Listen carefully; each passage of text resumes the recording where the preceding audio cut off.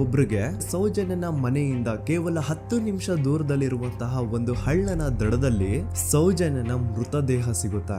ಈಗ ಸತ್ತಿರುವಂತಹ ಸೌಜನ್ಯನ dead body ಯಾವ ಒಂದು ಕಂಡೀಷನ್ ಅಲ್ಲಿ ಇತ್ತು ಅಂತ ಹೇಳ್ತೀನಿ, ಸ್ವಲ್ಪ ಗಮನ ಇಟ್ಟು ಕೇಳಿಸ್ಕೊಳ್ಳಿ. ಅವಳ ಕೈಗಳನ್ನ ಅವಳದೇ ದುಪಟ್ಟ ಅಂಡ್ ID ಕಾರ್ಡ್ ಇಂದ ಮರಕ್ಕೆ ಕಟ್ಟಿರ್ತಾರೆ. ಅವಳ ಬಾಡಿ ಎಲ್ಲ ನೇಕೆಡ್ ಇರುತ್ತೆ, ಮೈ ಮೇಲೆ ಸರಿಯಾದ ಬಟ್ಟೆ ಇರಲ್ಲ, ಮೈ ಮೇಲೆ ಮಲ್ಟಿಪಲ್ ಕಟ್ ಮಾರ್ಕ್ಸ್ ಇರುತ್ತೆ, ತುಂಬಾ ಜೋರಾಗಿ ಹೊಡೆದಿರುವಂತಹ ಗಾಯಗಳು ಮೈ ಮೇಲೆ ಎದ್ದು ಕಾಣಿಸ್ತಿರ್ತವೆ.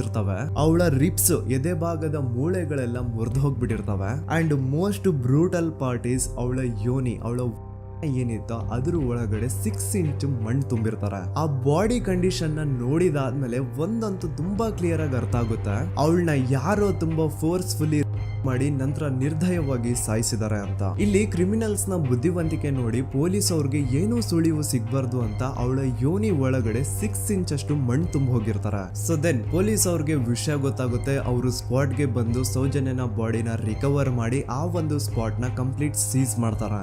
ಒಬ್ಳು ಸಾಮಾನ್ಯ ಮಿಡಲ್ ಕ್ಲಾಸ್ ಹುಡುಗಿ, ಒಬ್ಳು ವೆರಿ ಬ್ರೈಟ್ ಸ್ಟೂಡೆಂಟ್ ನ ಈ ಮಟ್ಟಿಗೆ ಇಷ್ಟು ನಿರ್ದಯವಾಗಿ ಸಾಯಿಸಿರೋದು ಯಾರು? ಇನ್ ಕೇಸ್ ಏನಾದ್ರೂ ಈ ಕ್ರೈಮ್ ಮಾಡಿದವನು ಸಿಕ್ಕಿ ಬಿದ್ರೆ